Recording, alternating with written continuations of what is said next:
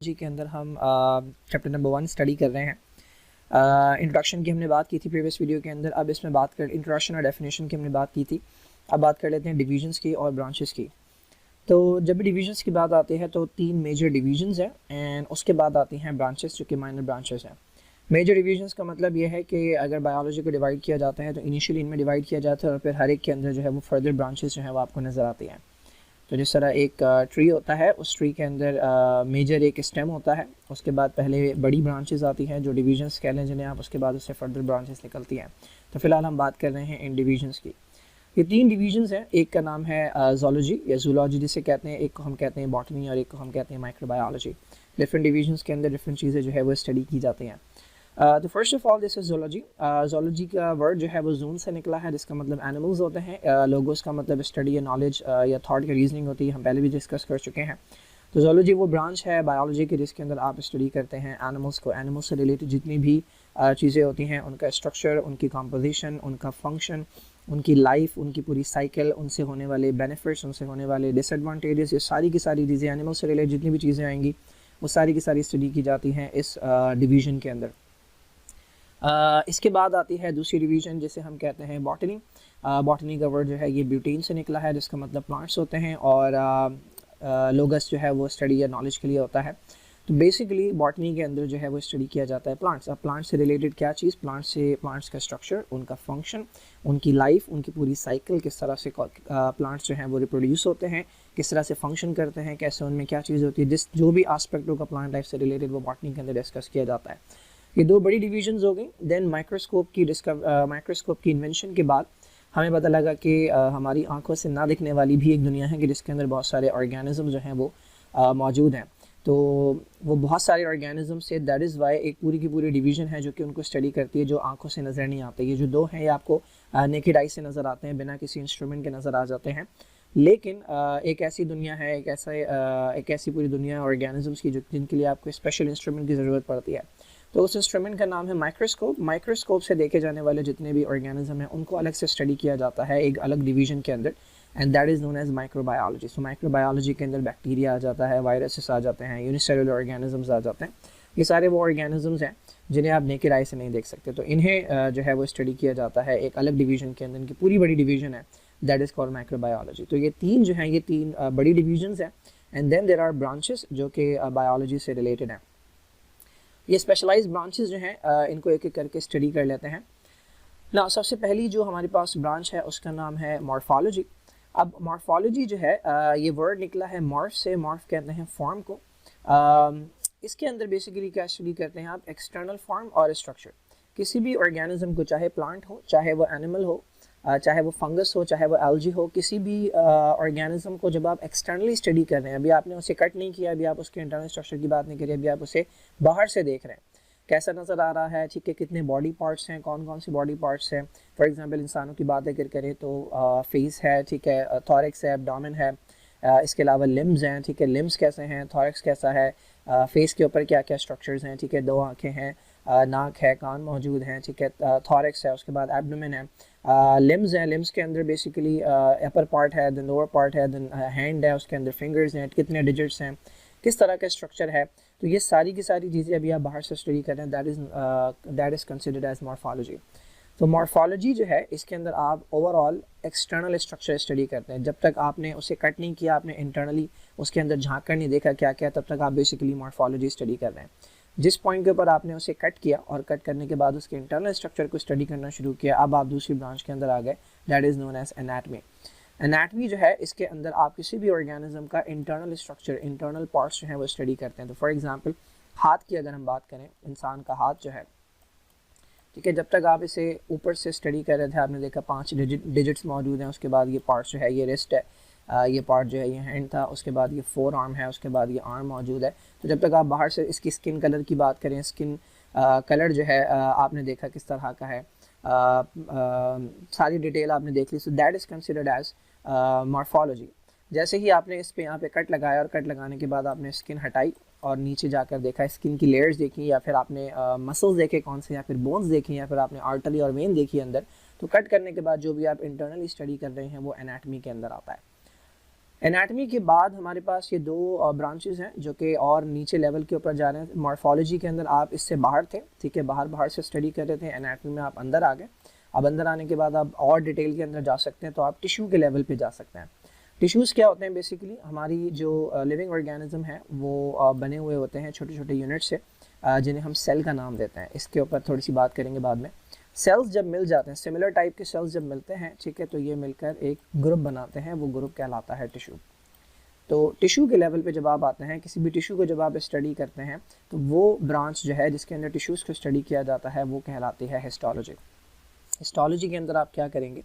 आप किसी भी प्लांट का या किसी भी एनिमल का या किसी भी बॉडी का जो है वो कोई पार्ट लेंगे और उसको स्टडी करेंगे अंडर द माइक्रोस्कोप। तो ये जो स्टडी है कि जिसके अंदर आप सेल की कॉलोनी को देख रहे हैं, सेल्स का जो ग्रुप है उसे देख रहे हैं, उसको स्टडी कर रहे हैं किस तरह के सेल्स हैं। फॉर एग्जांपल सेल का शेप जो है वो इस तरह का भी हो सकता है, सेल का शेप जो है वो इस तरह का भी हो सकता है, सेल का शेप जो है वो इस तरह का भी हो सकता है, ठीक है। सेल की एक लेयर भी हो सकती है, ठीक है, सेल की मल्टीपल लेयर भी हो सकती है टिश्यू के अंदर, ठीक है। डिफरेंट टाइप के टिश्यूज़ डिफरेंट तरह के नज़र आते हैं। फॉर एग्जांपल मसल से लिया हुआ टिश्यू जो है वो डिफरेंट नज़र आएगा, उसके सेल डिफरेंट तरह के होंगे। नर्वस सिस्टम का टिश्यू जो है वो डिफरेंट तरह का होगा, ब्रेन का या स्पाइनल कॉर्ड का। इसके अलावा आर्टरी जो है उनका अलग होगा, वेंस का जो है वो अलग होगा। तो डिफरेंट टाइप आंखों से लिया हुआ है या एयर से लिया हुआ है या डिफरेंट हार्ट से लिया हुआ है। सो डिफरेंट टाइप के टिश्यूज़ जो हैं उनकी डिफरेंट कॉम्पोजिशन होती है, उनका डिफरेंट स्ट्रक्चर होता है। तो वो स्टडी जो किया जाता है वो हिस्टोलॉजी के अंदर किया जाता है। तो मॉर्फोलॉजी के अंदर आपने एक्सटर्नल स्ट्रक्चर स्टडी किया, एनाटमी के अंदर आप जो है वो इंटरनल बड़े ऑर्गन्स के ऊपर आ गए, आपने खोल के देखा सिस्टम्स हैं बॉडी के अंदर, डाइजेस्टिव पूरा सिस्टम है, उसके अंदर डिफरेंट ऑर्गन्स मौजूद हैं, रेस्पिरेटरी सिस्टम है, उसके अंदर डिफरेंट ऑर्गन्स मौजूद हैं, एक्सक्रीटरी सिस्टम है। तो ये एनाटमी थी। उसके बाद आप और छोटे लेवल के ऊपर गए, आपने हिस्टोलॉजी के अंदर टिश्यू उठाया और टिश्यू को स्टडी किया।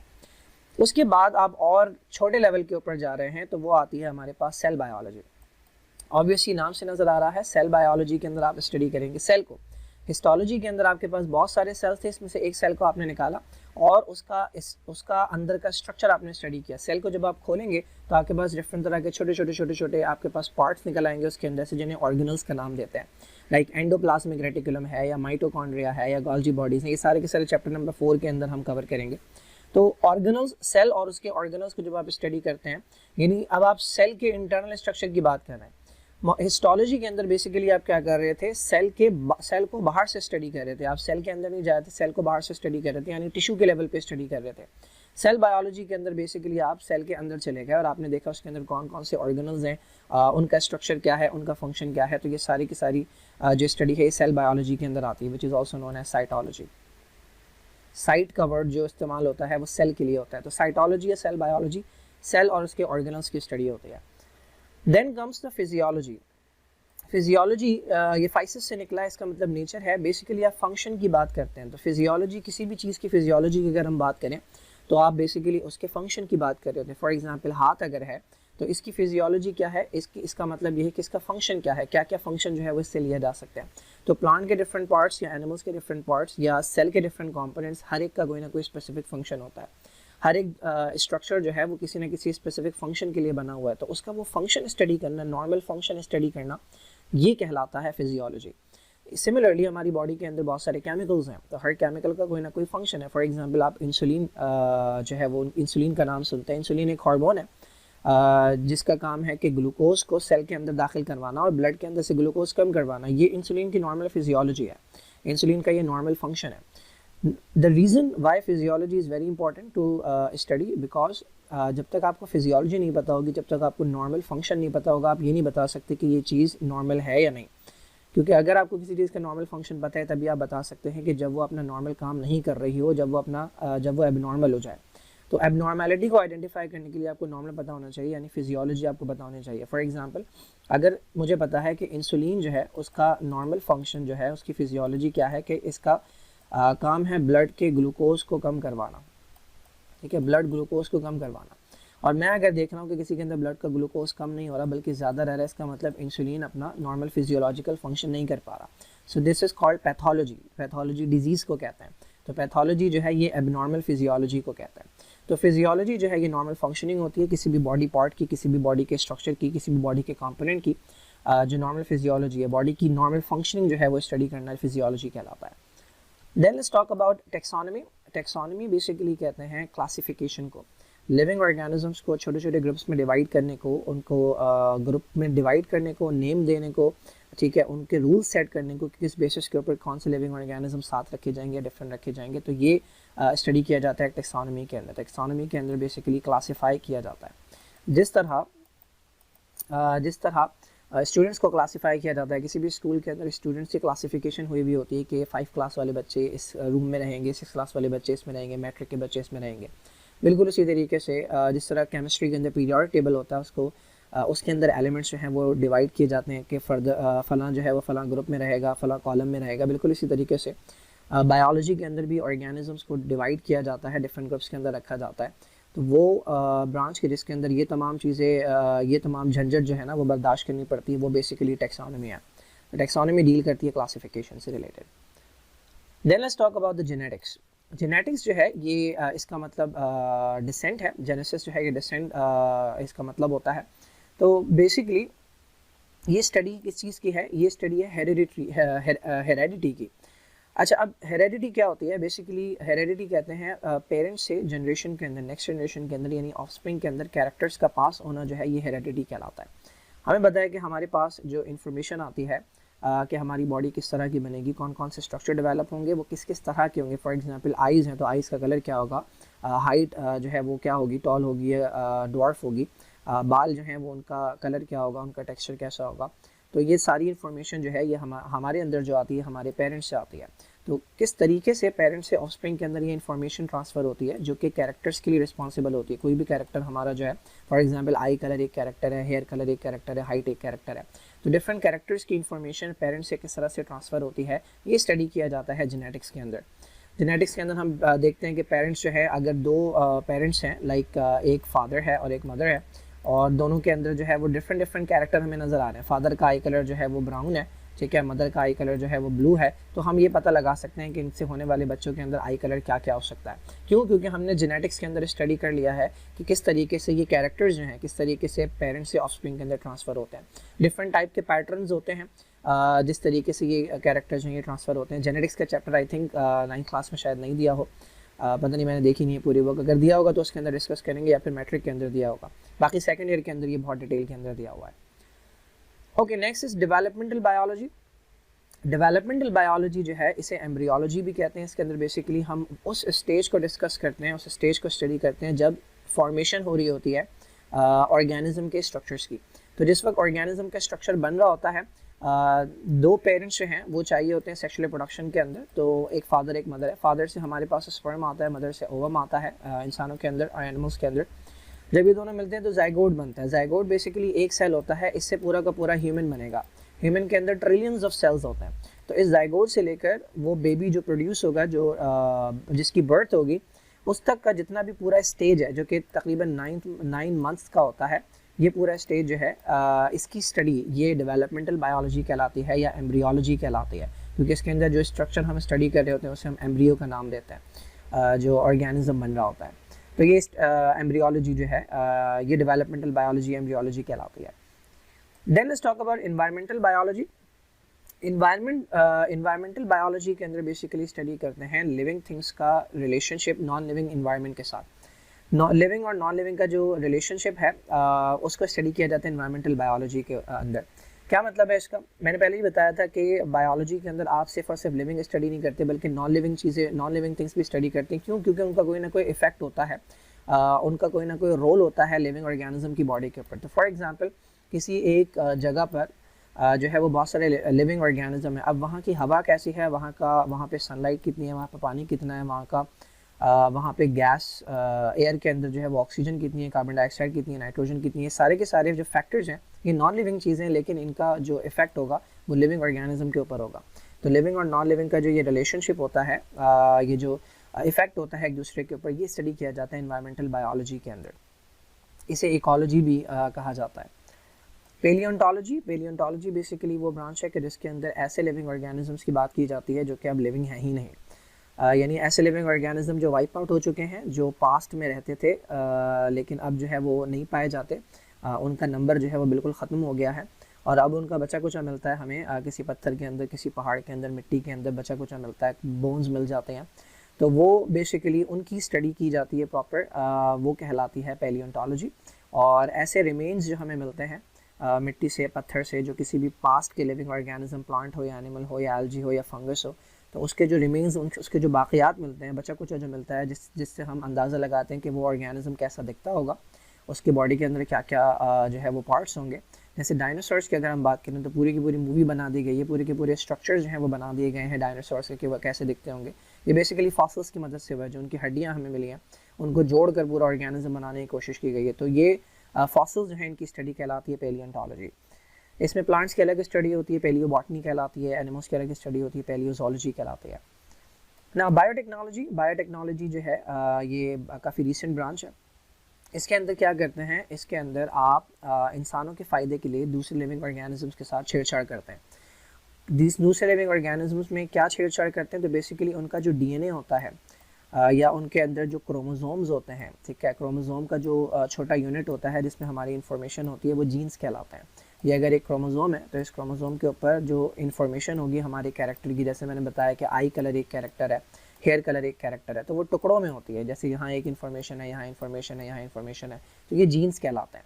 तो जीन्स के साथ छेड़छाड़ की जाती है, डीएनए के साथ छेड़छाड़ की जाती है ताकि उससे आप अपनी मर्ज़ी की चीज़ें बनवा सकें। तो बैक्टीरिया को लेकर उसके डीएनए के साथ छेड़छाड़ करते हैं, उसमें किसी और का डीएनए लगा देते हैं ताकि उससे अपनी मर्ज़ी की प्रोडक्ट बना सकें।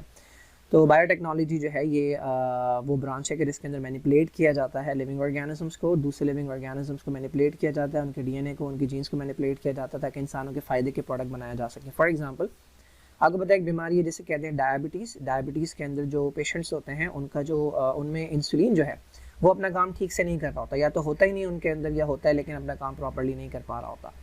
तो डायबिटीज़ के पेशेंट्स को इंसुलिन लगाया जाता है, ठीक है। फॉर एग्जांपल उनमें इंसुलिन नहीं है तो उन्हें इंसुलिन लगाया जाता है, इंसुलिन कम है तो इंसुलिन लगाया जाता है। अब ये इंसुलिन जो है ये मार्केट से आपको मिल जाता है, तो ये कहाँ से आ रहा है, तो ये बेसिकली बैक्टीरिया से बनवाया जा रहा है। बैक्टीरिया को लेते हैं, बैक्टीरिया के पास एक इसका मेन डीएनए होता है, एक इसके पास एक एक्स्ट्रा मॉलिक्यूल होता है जिसे हम प्लाज्मिड कहते हैं। ये प्लाज्मिड बाहर निकालते हैं, ठीक है, इंसानों से इंसुलिन बनाने वाला डीएनए निकालते हैं, ठीक है, इसको उठाकर यहाँ लगाते हैं और इस बैक्टीरिया में वापस लगा देते हैं, ठीक है। बैक्टीरिया अपनी कॉपी बनाता है, हर कॉपी जो बैक्टीरिया की बनती है उसमें ये वाला डीएनए चला जाता है, फिर ये बैक्टीरिया हमें इंसुलिन बना कर देता है। तो ये काम बायोटेक्नोलॉजी के अंदर किया जा रहा है। वैक्सीनेशंस बनाई जाती हैं, वैक्सीन्स वो बायोटेक्नोलॉजी के अंदर बनाई जाती हैं। इस वक्त जो कोविड चल रहा है उसका जो टेस्ट होता है, जो PCR है, पॉलीमरेज चेन रिएक्शन, बायोटेक्नोलॉजी के अंदर किया जाता है। डीएनए के ज़रिए बच्चों को पहचाना जाता है, डीएनए के ज़रिए क्राइम सॉल्व किए जाते हैं, डीएनए फिंगरप्रिंटिंग के ज़रिए बायोटेक्नोलॉजी के ज़रिए की जा रही है। इसके अलावा डीएनए को पढ़ा जाता है ताकि देखा जा सके कि डीएनए नॉर्मल है या एबनॉर्मल है, तो वो जीन सीक्वेंसिंग कहलाती है, डीएनए सीक्वेंसिंग कहलाती है, बायोटेक्नोलॉजी के अंदर की जाती है। तो बहुत सारे फ़वाइद हैं जो कि बायोटेक्नोलॉजी के हैं। Socio biology basically social interaction को स्टडी करती है। लिविंग ऑर्गेनिजम्स का जो बिहेवियर होता है, चाहे अपने ही मेंबर्स के साथ हो चाहे दूसरे मेंबर्स के साथ हो। तो इंसानों की अगर हम बात करें तो इंसानों के साथ बिहेवियर, या इंसानों का दूसरे ऑर्गेनिजम्स के साथ बिहेवियर, या एक लिविंग ऑर्गेनिज्म का दूसरे लिविंग ऑर्गेनिज्म के साथ जो बिहेवियर है वो स्टडी किया जाता है सोशल बायोलॉजी के अंदर या सोशल बायोलॉजी के अंदर। पैरासाइटोलॉजी के अंदर पैरासाइट्स की स्टडी की जाती है। पैरासाइट्स बेसिकली वो ऑर्गेनिजम्स होते हैं जो दूसरे लिविंग ऑर्गेनिज्म से फूड ऑब्टेन करते हैं और बदले में उन्हें नुकसान पहुंचाते हैं। तो ऐसे ऑर्गेनिजम्स पैरासाइट्स कहलाते हैं। जैसे बैक्टीरिया हैं कुछ जो कि आपको डिजीज़ कॉज करते हैं, ठीक है, फंजाई हैं जो डिजीज़ कॉज करते हैं, वर्म्स हैं, कीड़े हैं जो पेट में जो है वो पेट में रहते हैं इंसानों के, वहाँ से फूड ऑब्टेन करते हैं, दूसरे बॉडी पार्ट्स के अंदर चले जाते हैं। मस्कीटो है, मस्कीटो इज़ अ पैरासाइट, ठीक है, बीमारियाँ दे के जाता है, खून लेके जाता है, तो फ़ायदा लेके नुकसान दे के जाए वो पैरासाइट कहलाता है। तो पैरासाइट्स की अपनी प्रॉपर स्टडी होती है, उनकी पूरी लाइफ साइकिल स्टडी करनी होती है, वो कैसे प्रोड्यूस होते हैं, कैसे उनका नंबर इंक्रीज़ होता है, कैसे इन्फेक्ट करते हैं, जब भी जो है वो आप उनके ख़िलाफ़ कोई ना कोई दवा, कोई ना कोई तरीका बना सकते हैं उनसे बचने के लिए। जैसे कोविड-19 है, तो कोविड-19 जो है ये एक पैरासाइट है, वायरस है, एक पैरासाइट है, आपको हार्म कर रहा है और आपसे फ़ायदा ले रहा है। तो पैरासाइट को पूरा स्टडी किया जाता है, कैसे फैलता है, कैसे जो है वो अपना नंबर इंक्रीज़ करवाता है, कैसे कैसे इससे बचा जा सकता है, और पूरा मैकेनिज़्म जब स्टडी कर लिया जाता है इसका कि कैसे ये इंसानों के अंदर बीमारी कॉज करता है, तब ऐसी दवा बनाई जा सकती है जिससे जो है वो इंसानों को बचाया जा सके। तो पैरासाइट्स की स्टडी जो है ये पैरासाइटोलॉजी कहलाती है। Okay, next we have pharmacology. Pharmacology basically वो ब्रांच है कि जिसके अंदर ड्रग्स को स्टडी किया जाता है। ड्रग्स का मतलब इलीगल सब्सटेंसेस नहीं है, बल्कि आमतौर पर मेडिसिन जो होती है जो कि आपको किसी भी बीमारी के अंदर दी जाती है, उसे भी ड्रग का नाम देते हैं, ठीक है। तो कुछ इलीगल ड्रग्स होती हैं जो कि आपको मिल जाती हैं, और कुछ इलीगल ड्रग्स होती हैं जो कि आपको नहीं मिलती लेकिन ढूंढने वालों को मिल जाती हैं। तो ड्रग्स जो हैं उनकी स्टडी पूरी होती है, फार्माकोलॉजी, जो कि हमें भी पढ़ाई जाती है MBBS के अंदर, और डिफरेंट फील्ड्स के अंदर पढ़ाई जाती है। जो भी आप दवा दे रहे हैं वो बॉडी के अंदर जाकर क्या करेगी, ठीक है। पहली बात तो किस तरह से उसे बॉडी तक पहुंचाना है, जैसे कि आप ओरली ले सकते हैं, कुछ दवाएं जो होती हैं वो मुंह से खाने वाली होती हैं, कुछ दवाएं डायरेक्टली वेन में डाली जाती हैं, कुछ दवाएं ऐसी होती हैं जो कि आप स्किन पर लगाते हैं, जैसे कि कोई जेल वगैरह है, कोई क्रीम वगैरह है। तो ये तमाम चीज़ें जो है वो स्टडी की जाती हैं फार्माकोलॉजी में। फिर वो दवा जाके, वो ड्रग जाके बॉडी में क्या करेगी, फिर बॉडी जो है उसको वो निकालेगी कैसे। फॉर एग्ज़ाम्पल अब उसका दवा का काम हो गया तो उसको वेस्ट के तौर पर निकालना होता है, वरना वो बॉडी में जमा होने लगती है तो उसकी वजह से हार्मफुल इफेक्ट्स आने लगते हैं। तो किडनी के ज़रिए निकलती हैं कुछ दवाएं जो है वो डाइजेस्टिव सिस्टम के ज़रिए जाती हैं। तो ये तमाम चीज़ें स्टडी की जाती हैं फार्माकोलॉजी के अंदर। फिर आप सुनते हैं साइड इफ़ेक्ट्स होते हैं दवाओं के, तो ये साइड इफ़ेक्ट्स जो हैं ये तमाम ये भी स्टडी किए जाते हैं ताकि आपको पता लगे कौन सी दवा किस पेशेंट्स के अंदर देनी है। तो फार्माकोलॉजी जो है ये वो ब्रांच है। The last one is molecular biology. Molecular biology के अंदर ऑब्वियसली मॉलिक्यूल्स स्टडी किए जाते हैं। कौन से मॉलिक्यूल्स स्टडी किए जाते हैं? Organic molecules. Organic molecules basically वो होते हैं जिनके अंदर कार्बन हो, मेन एलिमेंट कार्बन हो, और वो हाइड्रोजन के साथ कोवेलेंट बॉन्ड बनाए ना। ऑर्गेनिक मॉलिक्यूल्स वो मॉलिक्यूल्स होते हैं जो बेसिकली हमारी बॉडी के डिफरेंट कंपोनेंट्स बनाते हैं। फॉर एग्जांपल आप प्रोटीन का नाम सुनते हैं, कार्बोहाइड्रेट का नाम सुनते हैं, लिपिड्स हैं या न्यूक्लिक एसिड है, DNA है, RNA है, तो ये तमाम ऑर्गेनिक मॉलिक्यूल्स से मिलकर बने होते हैं। तो और उन ऑर्गेनिक मॉलिक्यूल्स की स्टडी की जाती है मॉलिक्यूलर बायोलॉजी के अंदर। स्टडी करने का फ़ायदा क्या होता है? आप उसका स्ट्रक्चर डिटरमाइन कर सकते हैं, स्ट्रक्चर पता लगा सकते हैं, स्ट्रक्चर के बाद आप उसका फंक्शन पता लगा सकते हैं। तो इससे आपको जो है वो लाइफ को समझने में बहुत आसानी होती है। फॉर एग्जांपल अगर आपको पता है कि DNA जो है उसका स्ट्रक्चर क्या है, या DNA का जो है वो फंक्शन क्या है, तो आपको पता लग जाएगा कि इसने आगे जाकर करना क्या है। किसी DNA के हिस्से का अगर आपको स्ट्रक्चर पता है, उसका फंक्शन आपको पता है, तो आपको पता होगा कि इससे आगे जाकर बनेगा क्या और उसका आगे जाकर फंक्शन क्या होगा। तो ये मॉलिक्यूलर बायोलॉजी के अंदर स्टडी किया जाता है। मॉलिक्यूलर बायोलॉजी जो है इसके बाद ही आपने बहुत सारे डिफरेंट जो प्रोसेसेस थे उन्हें डिटेल के अंदर स्टडी किया। फॉर एग्जांपल DNA की अगर हम बात करें तो हमें पता है कि DNA के अंदर जो इन्फॉर्मेशन होती है वो जब बाहर आती है तो उससे जाकर बनता है प्रोटीन, ठीक है। पहले बीच में एक और स्टेप होता है कि DNA से बनता है RNA। ये सिंगल धागा जो है ये RNA कहलाता है, ये जो डबल धागा है ये DNA कहलाता है। तो DNA से पहले बनता है RNA, ये सिंगल धागा, ये इन्फॉर्मेशन जो है ये कॉपी होती है इसके अंदर, फिर RNA से बनती है प्रोटीन, ठीक है। तो ये पूरा प्रोसेस जो है ये एक बायोकेमिकल प्रोसेस है, मॉलिक्यूल से मॉलिक्यूल बन रहे हैं। तो ये सारा का सारा मॉलिक्यूलर बायोलॉजी के अंदर स्टडी किया जाता है। फिर मॉलिक्यूल्स जो हैं वो मिलकर आप बड़े मॉलिक्यूल्स बनाते हैं, बड़े स्ट्रक्चर्स बनाते हैं जिन्हें आप ऑर्गेनल्स कहते हैं। फॉर एग्जांपल माइटोकॉन्ड्रिया अगर है तो माइटोकॉन्ड्रिया जिसे आप पावर हाउस कहते हैं, ये एक ऑर्गेनल है।